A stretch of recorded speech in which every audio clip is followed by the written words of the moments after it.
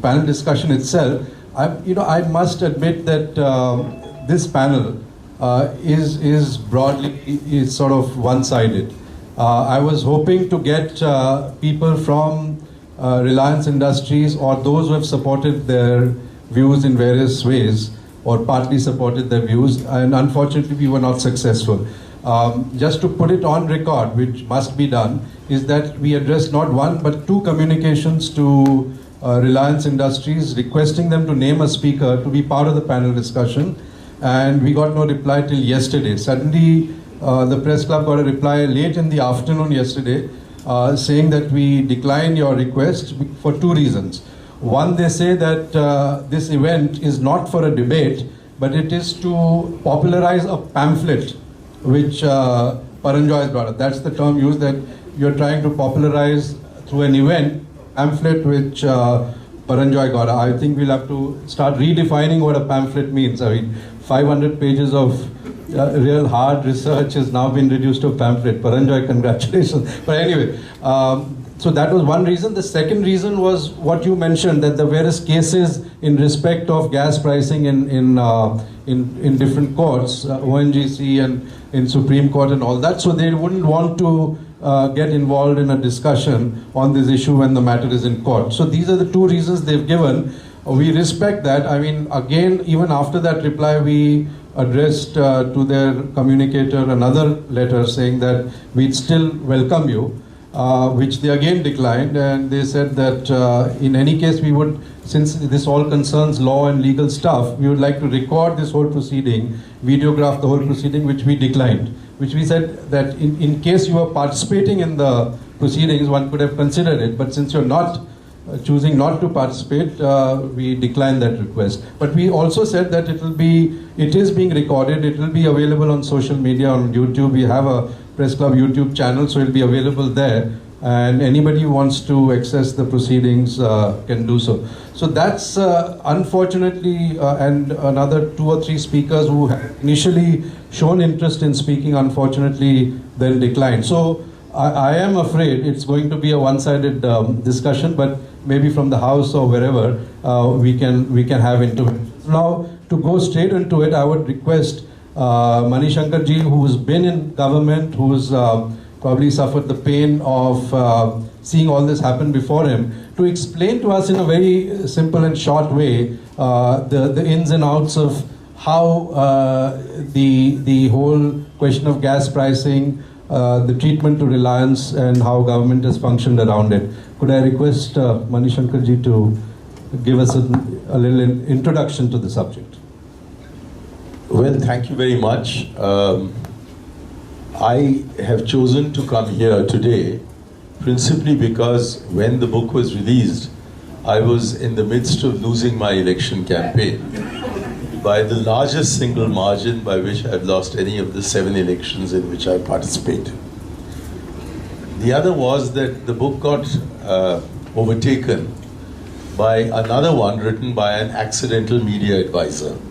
And I felt that therefore I should come in some sense of solidarity with Paranjoy, because I'm most impressed by the extent to which he has dedicated himself to collecting all the facts that he believes are relevant to the argument, putting them together, and attempting, while arguing his case, to give as much exposure to alternative points of view as is feasible for a writer who's writing a book with a purpose. So I think he's tried to be fair to every side. It's not necessary to endorse his conclusions. I doubt that he's called this meeting in order that we all raise our hands in the manner in which we do in Congress party meetings to indicate that we are in support of the resolution. So this is really an occasion to consider an issue that is of very high importance to the country. I became the Minister of Petroleum, to my startled surprise, on the 22nd of May 2004. And on that occasion, I had been told by the Prime Minister one day earlier that he had wanted me in this ministry but that he had been advised that my interest lay in Panchayat Raj, and since he didn't think that that was a sufficiently heavy portfolio, he was going to add to it tribal affairs and culture. And I was in seventh heaven, because those were precisely the three responsibilities that had been assigned to me when I was working with Rajiv Gandhi. And I thought here was an opportunity to carry that matter forward. But a few hours later, I got a call from Ahmed Patel saying that I was to take additional temporary charge of the Ministry of Petroleum and Natural Gas, and that therefore I must see him before I went to any office the following morning. And I need to emphasize this because right at the start I had been told that this was a temporary charge and moreover an additional charge. So when I was relieved of this temporary and additional charge at the end of January 2006, that was about 20 months later, I was not sacked from the cabinet. I continued holding the principal portfolio that had been allotted to me. And in a sense, to compensate me for having taken away petroleum, I was given the portfolio of youth affairs and sports, which is a bit odd to do because I am the only sports minister, I think, in history who's never been on a golf course and doesn't know what teeing off means. I was also given a third portfolio for the development of the Northeast region, and that was undoubtedly the portfolio that gave me the highest satisfaction. So I have to emphasize that I was not sacked from the government. A portfolio was changed which had in any case been given to me on a completely temporary basis. My regret was that in the course of those 20 months, India Today had undertaken, I don't know what, some kind of introspection and declared me to be the best minister in Manmohan Singh's cabinet. Even worthies like Mr. P. Chidambaram were left behind, while me, to everyone's surprise, not least my own, was told that I was the best performing minister in the Manmohan Singh cabinet. And a week later, the Hindustan Times undertook a survey in 6 metros and came up with the conclusion that they're still trying to get over that I was the most popular minister of the cabinet of all the others that were there. And so I did preen myself, but I sent a friend in England a message saying, I think this is the beginning of the end. For in politics, when you reach the summit is when your descent to the valley begins, and when you hit the floor of the valley is when your ascent to the top re-begins. So I was not surprised that my second year, or partially a second year, as the Minister of Petroleum hardly had any of the glamour or the joy or the success that marked my first stint. And that was essentially because I had brought a dimension into the working of the Ministry of Petroleum which had not been conceived or elaborated earlier. And that is what came to be known by the short expression oil diplomacy. I had started going around the world trying to ensure 2 things. Number one, that we could secure sources of supply, given that our own domestic sources were limited. And B, perhaps more importantly, that instead of continuing the confrontation between OPEC as the producers and the IEA, the International Energy Association in Paris, as the consumers, and the dialectic between the two giving an outcome, that here in Asia we needed to recognize that the world of oil and gas had completely changed, and that now not only did Asia have the largest suppliers of oil and gas, but they also had the largest incremental consumers of oil and gas, and that it was as much in the interest of the producers to have guaranteed consumers, given that the West was moving away, as for us to be able to negotiate a price over which we might have some control. Because hitherto the price of oil, with which then the price of gas was linked, was determined by the Western Texas Index. From the name you can see that it relates to the North American continent, and by Brent crude, which was the term that they gave to oil and gas discovered in the North Sea. So I thought we should have an Asian index. And the extant Asian index, which was the Dubai index, had become meaningless because Dubai had run out of oil. They hadn't run out of money, but they'd run out of oil. So it didn't make any sense to try and utilize the Dubai index. We needed something different. And in this light, my attention was focused almost exclusively on ensuring our energy security. And as far as the pricing of energy was concerned, a decision had already been taken that the very small amount of crude oil that we produce in India will be pegged to the international price of crude oil. So there was no argument there. Whatever the sheikhs and the blue-eyed sheikhs did to oil prices would get reflected in whatever we did. And therefore, there was no issue of pricing oil. As far as gas was concerned, I asked a question in my capacity as an unrepentant and unredeemed socialist.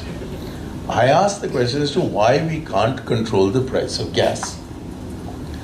And I was solemnly told that according to the new economic policy, the licensing policy, the NELP, the price of gas will be determined through price discovery in the market by a transparent process at arm's length. I want to repeat that. That the price of gas will be determined through price discovery in the market by a transparent process at arm's length. So I heard this jargon and I requested my secretary to please translate it into English. And from what he told me at that time, what I understood was that a producer of gas would have no restrictions placed on him by the government as to the price at which he would sell. He would get the price which the market was willing to bear. But given that by that time, the largest private producer of gas was effectively selling it to himself, it was necessary to stipulate that this would not be a cozy private arrangement, but one which reflected the market reality. And accordingly, LNG, liquefied natural gas, which had been imported by ONGC from Oman, all right? Qatar, from Qatar, that after you imported it, it was bought for a price of $1 FOB, and by the time you brought it to India, and then you converted it back into gas, and then transported it to the consumer, the price had come out as $2.34. And the arrangement between the two Ambani brothers was at exactly the same price. So all considerations set out in the principle that was adumbrated to me had been fulfilled. There had been price discovery in the market because the buyer was willing to pay that price. It was also easy to establish that it related to the price at which anybody could sell gas in the Indian market. And it was clear that it was not a collusive price because there could be no collusion between NTPC and ONGC. And this price was the same as between ONGC and NTPC. So it fulfilled all the criteria. And I was able to say that therefore I have nothing to do with the price of gas. What I have to concern myself is the price at which the petroleum products that come out of gas and oil have to be determined.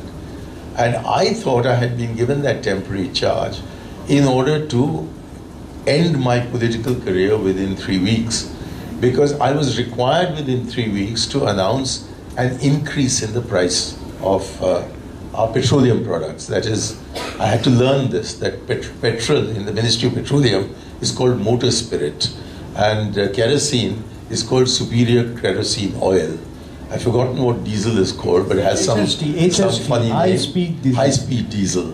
And that mitti ka tel, as I said, SKO, which I think means superior kerosene oil. So I had to learn all these terms. I knew nothing about them. But I argued that the principle on which we should raise the prices of petroleum products for the consumer is on the principle of equitable burden sharing.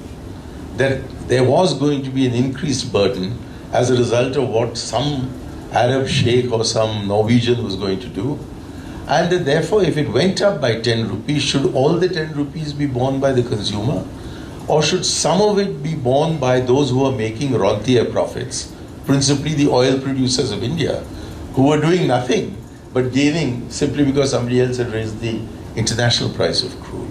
So they should take a burden, that the central government's exchequer should take a burden, and we therefore sharply cut down the import duty that was then being imposed on crude oil and raised the export duty on petroleum products. And then we said the third person who should take a hit are these refining companies, that they should take up some of the burden as well, because they were going to be compensated in some way for the price at which they were buying it from the upstream producers. Then there should be the state governments which impose heavy taxes on petroleum products, that they should take some of the burden. And when all these, the burden is being distributed among all these four entities who can afford to pay, then the consumer would be left bearing whatever remained. And I don't know whether I was lucky or whether I was persuasive, but I succeeded in carrying out 2 or 3 price revisions without serious damage to my reputation. The only problem was when I once remarked that given the difference between the price at which LPG is produced and richer households are getting it, and maybe the house should give up buying 1 sari a year. I got it in the neck from my wife for that, because apparently buying saris is crucial to one's existence on the other side of the gender divide. And I got it in the neck. But apart from that one blip, I somehow succeeded in surviving. And this was because there was general recognition that the NELP and the decision to, in a sense, convert the ONG Commission into an ONG corporation took place in a situation where the price of oil was $10 a barrel. And it was agreed that there would be no further government control over the prices of petroleum products.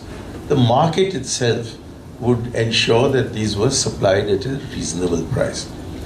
What had not been anticipated was that by the time I was made minister, the price of oil would go up from $10 a barrel to nearly $30.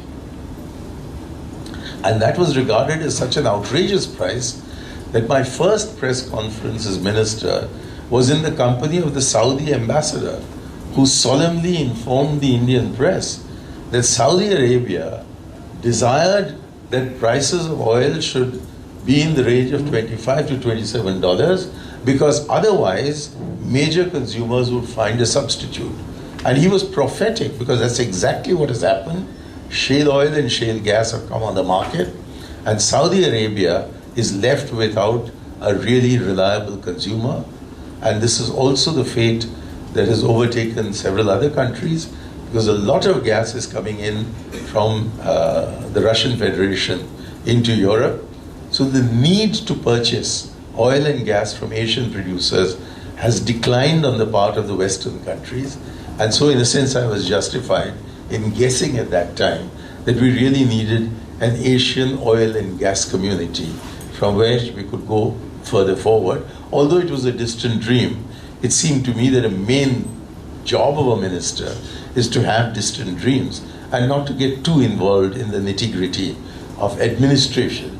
He should know about it, but he doesn't need to be himself hands-on these things. So it was in these circumstances that I was able to run those 20 months, focusing on oil diplomacy and having as the chairman of my little group of foreign service officers Hamid Ansari, whom destiny had kissed on the brow to become the Vice President of India later. But with these friends of mine from the Foreign Service, and much to the annoyance and anger of the Ministry of External Affairs, which did everything that they could to trip me up, we found ourselves, with permission from the cabinet, the Prime Minister in particular, to get on with a project that caught the imagination of the country and which gave me the honors that I received, which was the Iran-Pakistan-India pipeline. And today we are in a position which we weren't perhaps in 2004 to think of extending that pipeline to Iraq to make it an IIPI,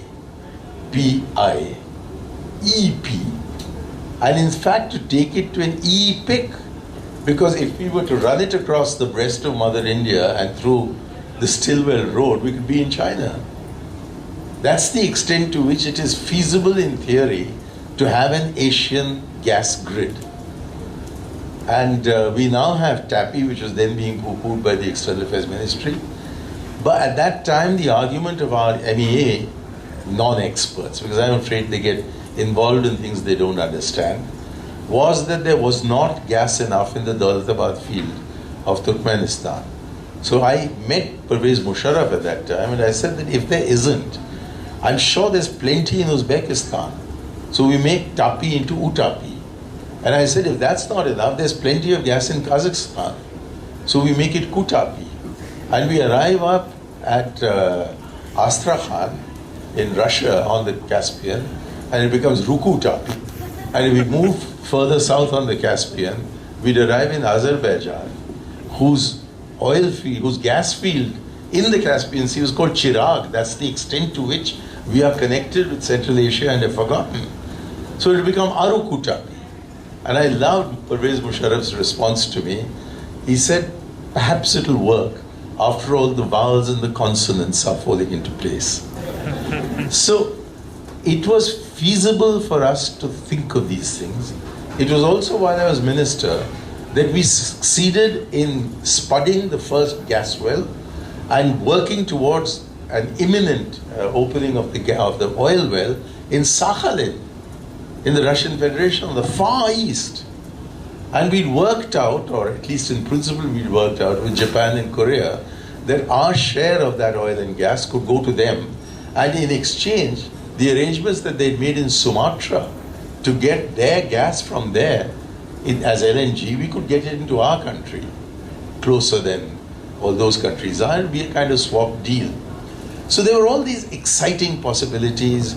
I'd been and examined the BTC, that is the Baku-Tbilisi-Jehan pipeline, which passes through some of the most politically dangerous territory that any of those three countries have to face. Because all these Muslim republics of the Russian Federation, South Ossetia, Abkhazia, these are all alongside Georgia, which is a Christian country, and Azerbaijan had already been in war with Armenia. So there was a Muslim-Christian angle there, which complicated matters.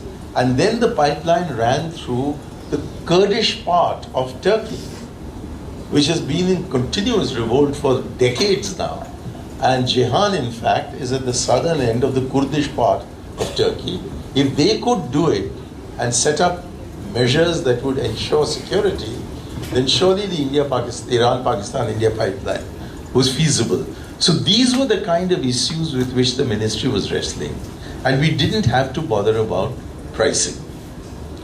So I must distance myself from a conclusion which apparently is there in this book, that I was sacked because of something that I had said about the pricing of gas. The pricing of gas was not an issue I give you your opportunity, was not an issue in January of 2006 when I was removed. The issue of the pricing of gas came up on the 1st of April. Now, it may have been there in the minds of others 3 months earlier, I don't know.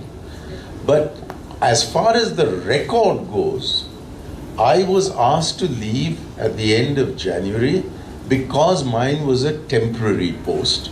And I was asked to give up that temporary post at the first cabinet reshuffle that took place after May 2004, which was in 2006, there was only one person who was asked to drop his portfolio, that was me. And I think only one minister got a portfolio that he didn't have before. That was my good friend Murli, who has regularly received me next door to this press club. In fact, I thought I'd come to the wrong place because I saw Congress flags everywhere. I was delighted that if nowhere else in India, at least in the press club of Mumbai, the Congress flag is flying. Anyway, I was asked to go at that time. But then, as a bystander, I watched what happened. And I saw this principle of us not being involved in gas pricing being breached. After all, I shared that jargon with you because it was relevant to the story. That jargon is still the jargon of NELP. And because it was the jargon of NELP, the NELP that I ran as minister received the largest number of bids that any NELP has ever received. And it included every single major oil producing company of the world. Every one of them. There was no one who was not present. Whether from Canada, the United States of America, Europe, France, Italy, Britain, they were all there. There was a sense that if oil can be priced at international prices, and if gas is to be priced at what, you can't have an international price for gas, but you can have a domestic price for gas, at least along the network of the pipelines, that means that we can determine ourselves whether we win or lose on a given investment. And it also was connected to the fact that two major discoveries had been made in the year before I became minister. One was onshore at Rajasthan. And that was done by Cairn, near Barmer. And they came to me and they said that they have a practice abroad of naming their oil wells after Greek goddesses. But in India, they have decided to do it after Indian goddesses. So who was my Isht Devta? So I said to them that, I'm an atheist, so I have no Isht Devta or Devti. What do you call it, Devi? But I said that, my mother had a name which is particularly appropriate for what you're doing. She was called Bhagyam, which means good luck. So why didn't you name your newly found well Bhagyam? They did. It's the largest producing oil well in Rajasthan. So thank you, Amma, for what you've done for us. And offshore, we'd had the Reliance discovery. And the Reliance discovery was being bruited about as a huge discovery, leading to my brother, whose columns are read rather more avidly by all of you than anything I write, saying that given these figures, it's not necessary for us to think in terms of importing gas. And the only dissenting voice I heard was that of the late Subir, who kept saying that until the DGH certifies it, you're not allowed to publicize what you think is the size of your well or the potential output that's to come from that. But since it was not Reliance who was doing the propaganda, but others, there was no way in which we could fault Reliance. It was in fact the stock market behaving in the lunatic manner in which it normally works. So we left it at that. There was no issue to be taken up. However, after the 1st of April, the attention of the Ministry of Petroleum shifted. The first thing that the new minister had done was to dissolve the oil diplomacy group without even sending a letter of thanks. So I had to beg him, and ultimately he wrote a letter to Hamid saying thank you for the assistance you gave us. And attention changed to the pricing of gas. And in that process, the Supreme Court said something which is unimpeachable. They said that the natural resources of India belong to the people of India. And therefore the democratically elected government of India, elected by the people of India, can determine the price at which it is to be disposed.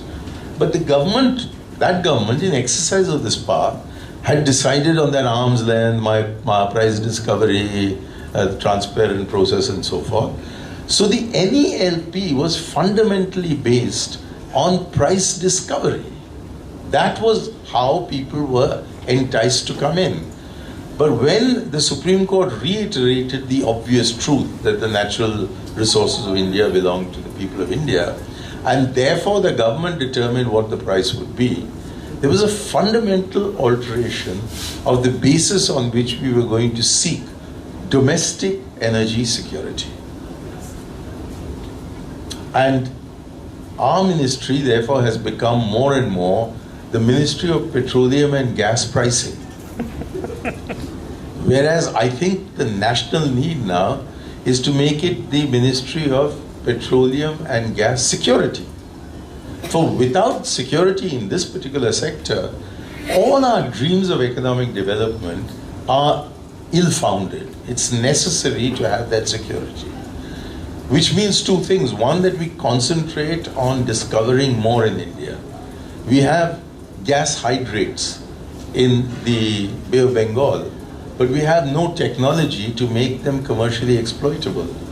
We have underground coal bed methane. We are not doing enough to take forward the assistance that the Russian Federation gave us. They had discovered this technology in 1927, and we are still to commercialize it in India. We have problems of petroleum discovery that are unique in the world.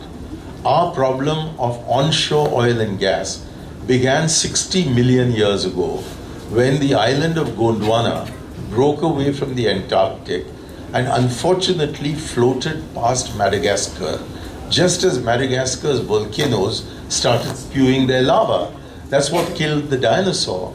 But all of that fell on Gondwana, and today it's called the Deccan Trap. There's no part of the world which has as thick and as widespread a layer of volcanic rock and lava as does the Indian Deccan. And we have to find a technology to go through all that. In the Indian Ocean, in the Arabian Sea, I'm sure there's many Bombay highs, but we have to drill at depths of 100 or 10,000 at 10,000 meters, whereas in the North Sea they're drilling at 150 meters. That's why I said to the captain of that Norwegian rig, I said to him, why do you call this the North Sea? In India we'd call it the North Lake. And if we can find, as we have done, gas and oil off the Krishna Godavari basin, then it's available off the Kaveri basin, it's available off the Mahanadi basin, it's available off the Sundarbans, and if they can find it off the Arakan in Burma, which is a much poorer country than ours, why can't we get around with finding all this here? But that means the Ministry of Petroleum has also to be the Ministry of Petroleum and Natural Gas Technology. And the ONGC should be going back from Dalal Street to Tel Bhavan, Dehradun. Because that's where they did the miracle of discovering that we had oil in Ankleshwar, where the Brits had told us that you have no oil anywhere in the world, in India, except in Digboy. So instead of the focus being on energy security, since about 2006, it's been about pricing. And since we really have only one major player in the private sector, since all the others have run away, they've either not continued or they've not shown any interest in coming back, the Ministry of Oil Pricing has effectively become the Ministry of Reliance Affairs. Because they are the major producer whose pricing of gas has to be determined. Now, all this arises from our translating the constitutional provision that gas is the property of the people into saying that therefore the government will determine the pricing of this commodity. And we're doing it in order to ensure that what gas we have found is actually extracted. And in the process, we have discouraged others from coming in to find gas that might be available somewhere outside the Kaveri, the Krishna Godavari basin. So I'm not sure that this is helping us. It is perhaps necessary for enabling the producers in the Kaveri Godavari, in the Krishna Godavari basin, to be able to give value to their product. But I would imagine that the market would respond to that, and that the market, needing the gas, would be buying it at a higher price, as they do everything else. I mean, you know, how can buy tomatoes at today's price? then I do imagine that fertilizer companies could buy gas at the price that would be determined by the market at that stage. And then it will be a separate matter that the budget comes in order to dampen the adverse consequences of this for our poorer consumers. That's the model. But we seem to have determined that it is for us to determine the gas pricing, hence all these complications that have arisen. We've already gone to, or we've gone in principle to about 4 times what was the original price discovery. There seems to be some idea of moderating that just now. But the point in principle is, should the Ministry of Petroleum be concentrating on energy security or on energy pricing? I think that is the fundamental question that needs to be answered. And in the light of the importance of fossil energy for our economic development, I am a bit surprised that a Minister of State should be in charge of petroleum. Because the Minister of State concerned is somebody whom I know quite well, because we both worked on the Standing Committee on Rural Development. So if he was made Minister of State for Panchayat Raj, I'd be throwing my pagdi in the air. But he in the Ministry of Petroleum and Natural Gas, does it mean that the Prime Minister is going to take an overriding interest in this question of energy pricing? And is that what is really required by the country's priorities? I think the Prime Minister is very crucial to energy security in the sense of being able to leverage his diplomatic position in the international community to get us more and more sources and to bring us all closer together and establish a kind of security network for energy in Asia. Yes, that requires the Prime Minister's backing, as I got it when I started the Iran-Pakistan-India pipeline. But at a more operational level, I would certainly plead for this ministry to be in the hands of a cabinet minister. And I think then we would signal the world that we really mean business when it comes to the NELP and when it comes to energy security. Thank you.